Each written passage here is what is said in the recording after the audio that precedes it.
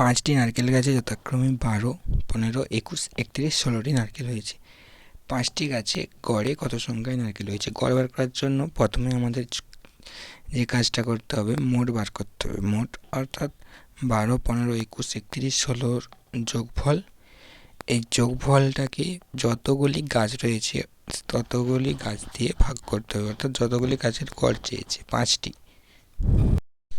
এখান থেকে আমরা বলতে পারি 5টি নারকেল গাছে মোট নারকেল, অর্থাৎ 5টির যোগ করতে হবে আমাদের 12 যুক্ত 15 যুক্ত 21 যুক্ত 31 যুক্ত 16, সেই 7, 8, 8, 5, 13, 14, 15, 5, 1, 9, টোটাল 95টি হচ্ছে।